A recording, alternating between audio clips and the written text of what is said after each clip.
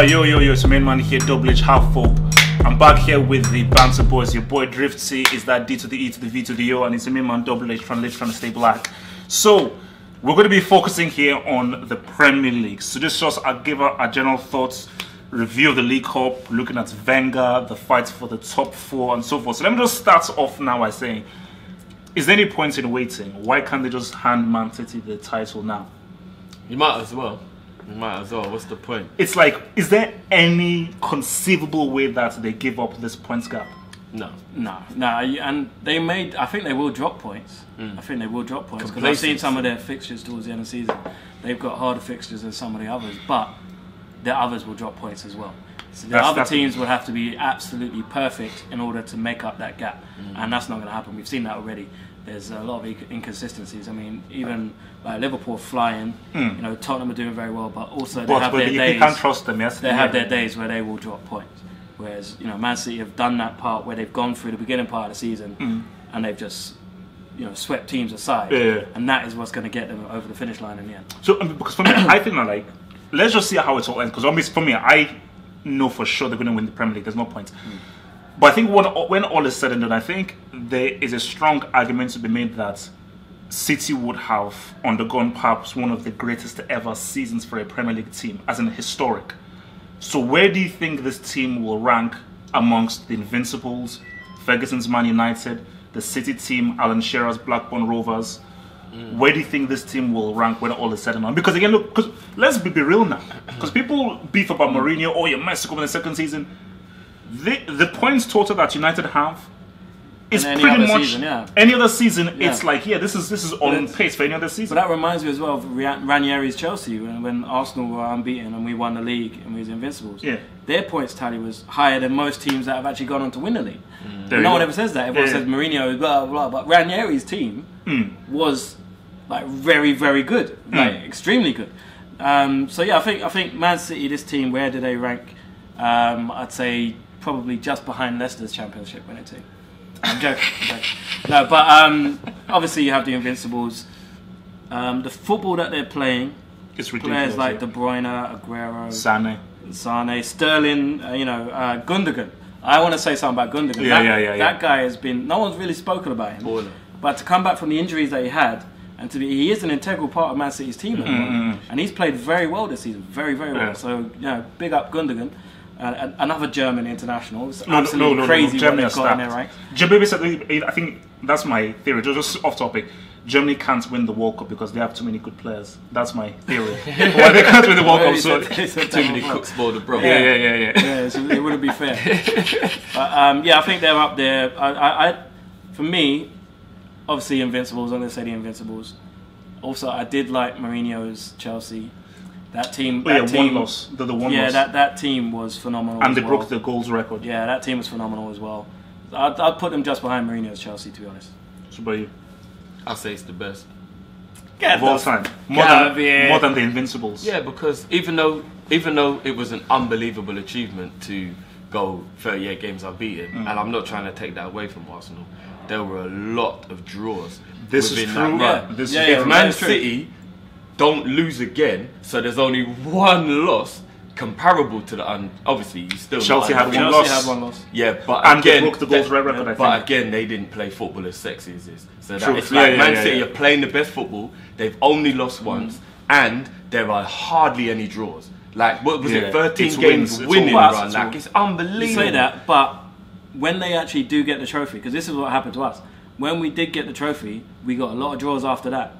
A lot of those games, after we actually had the title wrapped up, we drew. Yeah. And a lot of them we was losing with like 5 minutes ago, and then we managed to get a goal. Leicester, I remember it. Yeah, just like, they're already champions. Don't let them get this. And Leicester just bottled it. So the same thing could happen for City. That's what I say. We have to just wait until all is said and done. Obviously, let's see how they react after they already win the trophy. Because I could be sitting there saying this, and then I don't know, we could be here in about a month's time, be like, oh, can you believe Man City have lost 3 games? Like, you just don't know. No. Drifted, that's not happening. No, but like you said, it could happen. It's quite a difficult thing to avoid when you've got that much of a... If you look at we've still got big games to play. Look, I don't have money to bet because I'm still a bit poor. But if I didn't have money, City are not losing. Like, they've gone into. Look, I respect Guardiola. What he's done is amazing, and I'm not hating or beefing on him. But when you've spent so much money and your team is so good, and this is pretty much it, because my argument is that this is Guardiola's most dangerous team. When we'll get to the Champions League, I'll explain why I think these guys can probably win the Champions League. Because I think his Bayern team and Barcelona team had better players, but this is his most dynamic team. Because that Bayern team and Barcelona team did not have the kind of wingers that they had. Like, do you know how good Leroy Sané is? That guy is. And he's German as well. Yeah. You know what I think. I get what you're saying about dynamic, because they have weapons. Bernardo Silva's hardly been seen. Yeah. And he's a top talent. So many weapons. They have so many weapons. You know, Jesus is coming back. You know, so I can understand what you're saying by the most dynamic team. I'd agree with you with that in terms of, you know, no one is going to look at one particular player. Everyone says Kevin De Bruyne, but Kevin De Bruyne is not the be-all and end-all of that team. No. When you have Bayern, for example, you had Lewandowski. Everyone's like, well, if you get Lewandowski, he's going to score. Yeah. You know, you had, but you also had with Robin or whatever. Yeah. Barcelona, obviously, Messi. Yeah. This team is more of a collective effort in my mind. They're just like that other one guy. Yeah. So now let's look at the top 4 now. Now, you guys. No, because I asked about it, but let me just be real with you now. Because people know that I have a very complicated relationship with Chelsea. Well, we're currently divorced, okay? we're married, but now we're divorced, so it's very complicated. But let me be real with you now. Chelsea needs to be careful. I don't think they're making top 4. City already don't have one. It's United are guaranteed to make top 4. You may want to do like reverse psychology with me, but it's not going to work with me. Liverpool are making top 4. I feel that the top 4 battle is going to be between, like, for that last space, is going to be between Tottenham and Chelsea. I think it'll be Liverpool, Tottenham, Chelsea, but then with the last few games, it will then be Tottenham and Chelsea and now fighting for that last spot. Like, Liverpool will secure it like in the last 3 games. Then it'll be between Tottenham and Chelsea. Because this Chelsea team, I don't know. So for me, am I wrong? Chelsea and Tottenham are going to fight for it. Top 3 is already I want set. you to be right. So I hope that it goes that way. Here's where my problem comes in terms of my worry. Chelsea, if they go out of the Champions League, will have nothing left to play for. Tottenham probably will beat Juventus. They probably will beat Juventus. But I think the furthest they will go will be the next round. Now, I know this is going to sound like I'm being really cocky, but I just have a feeling Liverpool are going to go further than anyone else from England in the Champions League. Maybe barring Manchester. But definitely I think we'll go further than Chelsea and we'll go further than Spurs. So what worries me is Manchester's not what we've got to worry about with regards to the top 4. Man City's won the league, and I think Man U will come second. I do. So they're not the 2 that we got to worry about. It is Chelsea and Tottenham. So if we've still got European aspirations and they're out with nothing left to concentrate, they haven't got any more trips abroad, they haven't got any more disruptions, they're just literally going to be concentrating on the league. And that's where I'm worried we might get tired, injuries, slip up, whatever, and it can allow them. Now, in a week or 2's time, Chelsea have Man City. What I'm really hoping is that Man City... No, they have Man City this weekend. Is it this weekend? Yeah. Oh, yeah. Sorry, do you know what it is? It's because obviously they're playing Arsenal. I forgot that's a midweek game. Yeah, sorry. So they've got Arsenal and then they've got Chelsea. I'm praying that they've got enough energy after the Arsenal game, because it's quite close. I'm praying that they've got enough energy, enough drive and enough motivation with everything else that's going on to play as hard as they can in that and get the win. If they get that win and we can win at the weekend against Newcastle, the point gap will open up to 7. Wait, is that home or away? We're at home against Newcastle. But I wouldn't write anything off. I wouldn't write anything off. But this is what I was trying to say to you, man. It'll be a 7-point gap. Yeah. If Man City beat Chelsea and we beat Newcastle with 9 games left, I will feel a little bit more comfortable with a gap like that. I think that's unassailable at this point. I think I was saying this to you earlier with Chelsea. They are their their own worst enemy. So they are a very good football team. We all know that. But when you look at the teams that are there, they are a very good football team on the day. Like, they play some. Of course. Come on, now, they got some Look really what they good did to players. Barcelona. But what did they do on their day? They dominated. They are very slapstick as well. They have points where look at the Man United game.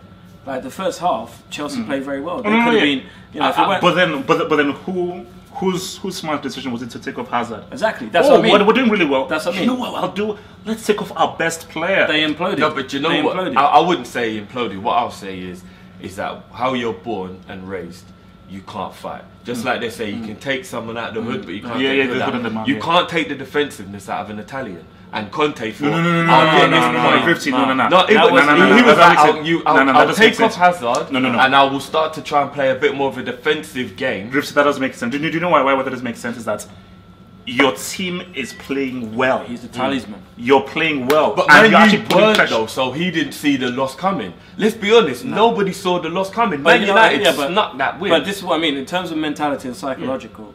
Like, what does that do to your players? They see Hazard coming off, he's the best player. They think, why is he doing that? And you're playing well. Even Courtois says that. Even Courtois has actually come out and said that. I can't explain why a manager would take off our best player. I think that Hazard should be playing 90 minutes. I'm not saying it was a good decision. I just think he couldn't help himself. It was tactical. And you know another thing when you got Hazard, we've all seen it. Do you know how many free kicks and fouls Hazard wins up the top of the pitch? Yeah. Time after time. It's hard to get the ball off him. So if you're winning a game at Old Trafford, the last thing you want to do is give Man United the ball. So you take off the best player who can retain the ball. No, for me, I always say, you can argue with me. Hazard, technically, skill-wise, ability-wise, is the best player in the Premier League. Yeah, I was just about to say, definitely. If it wasn't for, I wouldn't call it a lackadaisical attitude, but there's something about Hazard where some days you can tell he couldn't give a shit. No, that was Hazard last season. I think even like there's some games where Hazard just looks like he doesn't give a shit. It's when he looks behind him and sees Bakayoko and drink water. Those days he's been, what the fuck am I doing? But the reason why I think if he got that out of his game, that just that sometimes it's just like, because you know the Cristianos and these players, the reason they reach the top is because every day they're on it. There isn't that day where they're like, I can't be bothered. So it's not even necessarily you're the best, but you're just so professional, so motivated, you never lose focus. People like Hazard and Neymar and these players, you can see there's times when they lose focus. If Hazard had Cristiano Ronaldo's mentality, I will go as far as to say I think he could be the best player in the world. I think he is so good when he wants to be. It's only his lackadaisical attitude that stops him from being. For me, I feel that's criticism. Obviously, I'm talking about taking Messi out because he's the alien. This is like the whole who's the best in rap. Does he have a World Cup?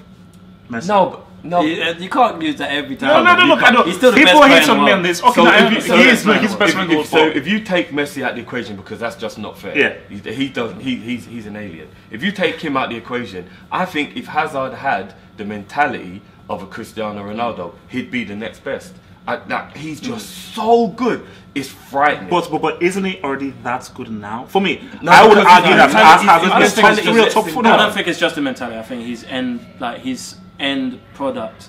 Sometimes, I mean, what I mean by that is he doesn't score enough goals. But for someone as good as he is, he doesn't score enough goals. First and foremost, he should score a lot more goals. I don't know if that's because maybe they play him in the wrong place or whatever. He's a playmaker, but also his assists aren't great. For someone of his talent, he should have better numbers. I tell you what that problem is. Morata. No. Although other players can't really finish. That goal Morata scored was onside. So it was onside. He beats people, and then he comes back for him. And then he beats them, and then he comes back for him.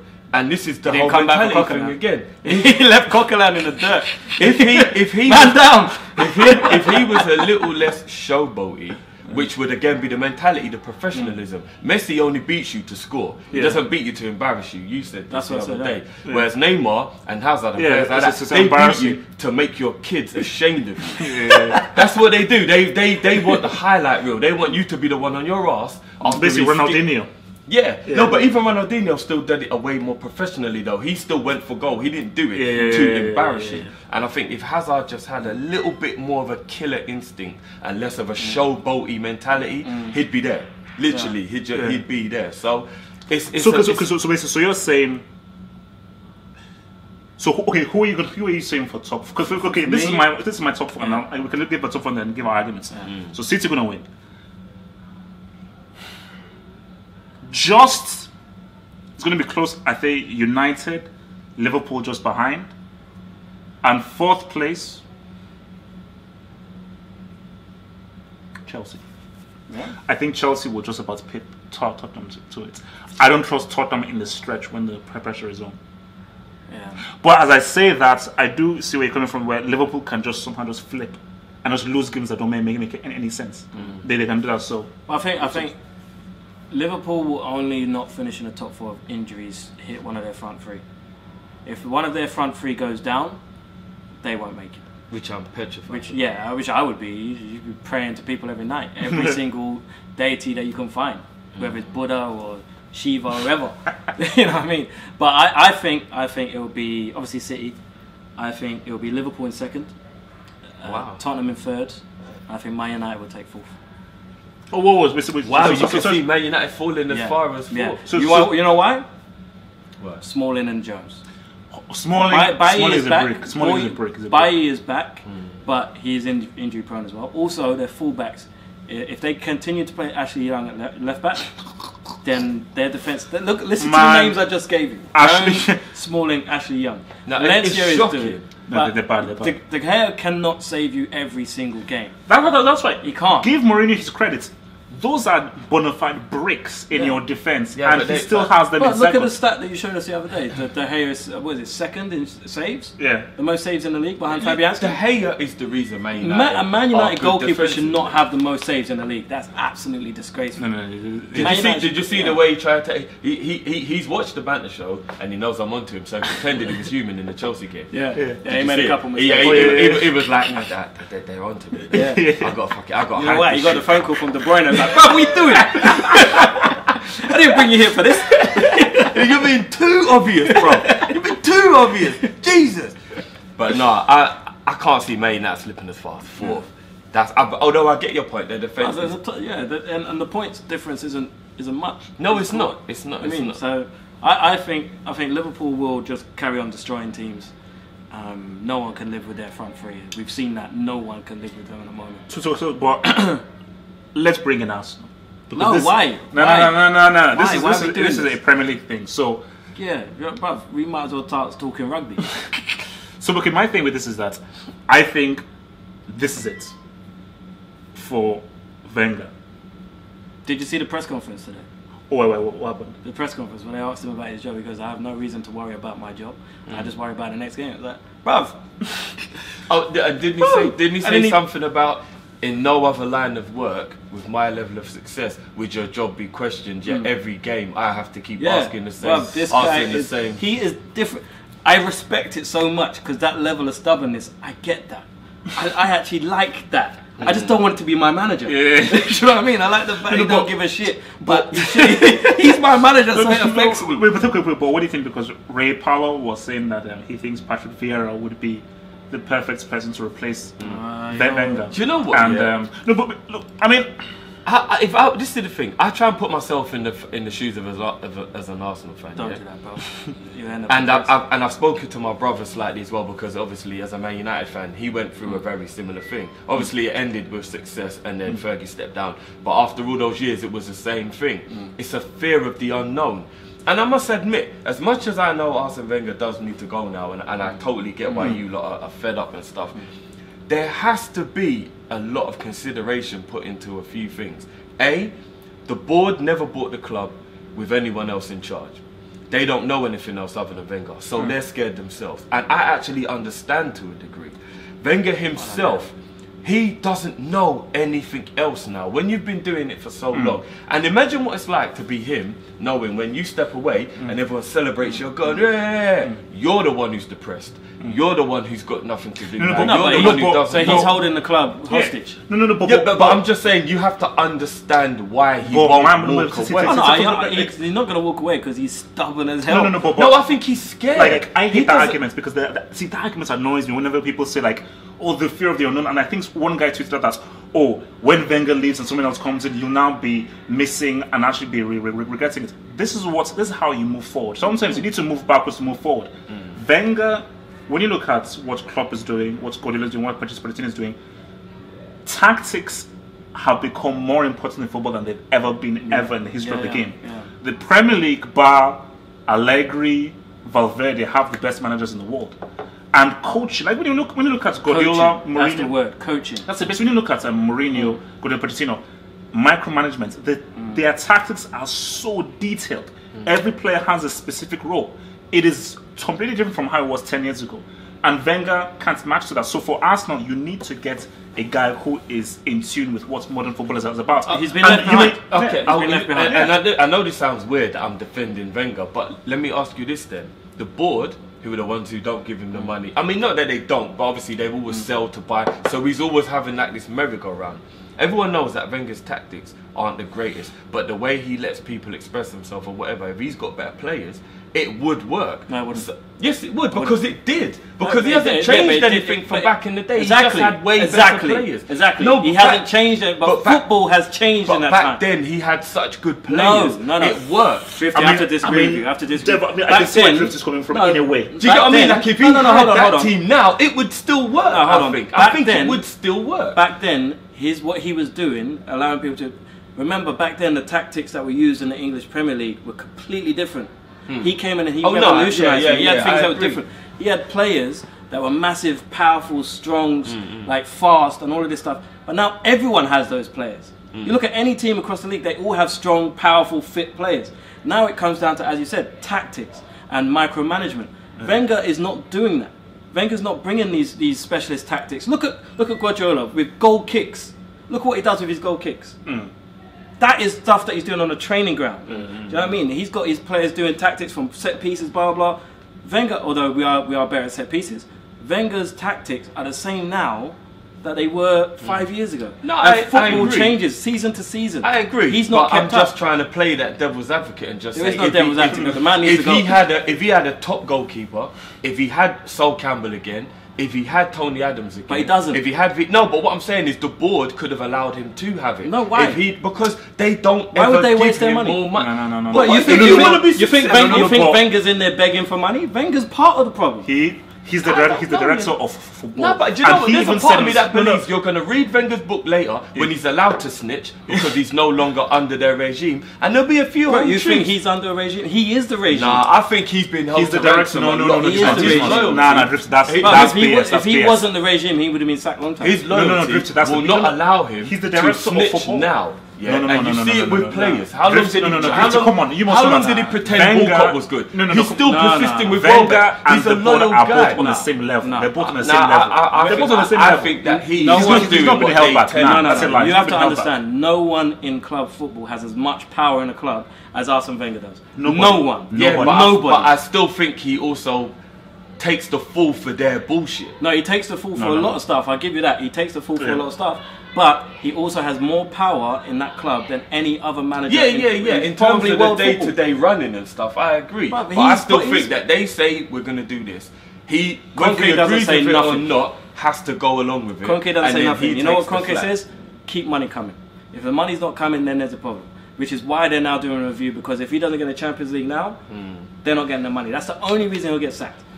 That's the only reason. For me, I mean, I just think like for Arsenal, man, they need to. It's like take up another sport. Yeah, no. We should swap the men's team with the women's team because they're doing a lot better than we are. True, yeah. And also they're sexier, so it's like. So let me just ask you something before we move on. Do you think, with the current state of the French national team with regards to how much super talent is up and coming, plus the experienced players they already have, Wenger could win a European or a World Cup with that team if he went? I think Wenger would do very well in international management. Yeah, because you don't have as much time on the training pitch to basically ruin. Which kind of still backs up my point a little bit that if he had the players, I think he wouldn't be doing this poorly. International management. Because if he goes to the international level, he's got all the best players. Completely different. Remember, like I think that's why I don't want Joachim Löw, because international management is completely different. I mean, basically, like if you bring in like a Simeone or a Di Francesco or a Spalletti, guys who for instance, like a Di Francesco who's doing stuff with Roma, where they do like to play attacking football, but there's tactics behind it. These guys are actually coaching guys. Like, how often do you see Wenger on the touchline saying, do this, do that. No, come here. No, come back. No, tighter. Yeah. He never does. He just says because it depends on it depends on the individual, on the intelligence of the individual and the skill of the individual. But why is Pep doing it? Why is Mourinho doing it? Why does every other manager do that, but not him? Oxlade-Chamberlain, right? When he signed for you, I told you you'll get a certain amount of games, but every single game you'll have a moment where you go, oh. How many times have you done that this season? Quite a few. It's because Arsenal players are dumb. When it comes to football intelligence, we don't have it. They don't coach themselves on the pitch. They're not intelligent. When you watch Arsenal, remember I showed you that picture of Ostersons when we had the ball in the back. Yeah. And there's 5 Ostersons players, and we had players all up the right and left hands of the pitch. Yeah, it was no crazy. options. It was that's crazy. Coaching, bro. That's coaching. Yeah. If I agree with you. That's where all of our problems come. They come from the training pitch because the coaching is shit. We are not coaching players to be better. They're just going out and saying, let's do kick-ups. I don't know what they do. Fair enough. Oh, let's play crossbar challenge today. I'm just playing that little devil's advocate and just thinking if he had the better players, he's had very good players. He's had very Van Persie. He's had very good Fabregas. What did we win? No, but he didn't have a whole 11 like he had in the Invincible days. Okay, so just to round off. Everyone else was worse. So to round off. So your top 4 then. So my top 4: City, United, Liverpool, Chelsea. Your top 4? City, Liverpool, Tottenham, and Man United. Wow. Yeah. And Drifts, your top 4? City, Man United. I'm too scared to fucking say anything about the other. you can't do that. I'm not gonna lie. I'm gonna sit on that fence until my arse hurts. He doesn't want to jinx it. I'm not necessarily the most superstitious of guys, but I just don't want to be like, Liverpool's gonna get top 4 and then we fuck it up. But we have a very good chance to get the top 4 if the rest of the teams stay in the Champions League with us. So we're all travelling and we're all. I mean, I might sound like an idiot if Liverpool go out in the next round. It's like, what was Drifty talking about? But there's just something about the way we're playing this season that makes me think we'll get further than Chelsea and Spurs. I mean, maybe we might go out in the same round as Spurs next round. Like, I don't know, but you might even get Spurs next round. So. We might. Do you know what? They're probably the easier of the teams to get. If you listen, no, save that. I will say I think the team most likely at the moment to miss out on top 4 if Man City beat them will be Chelsea. Most likely to miss out. I'm afraid to say the order I think they'll finish in. But I think if Man City beat Chelsea at the weekend, I would say Chelsea are the least likely to get top 4.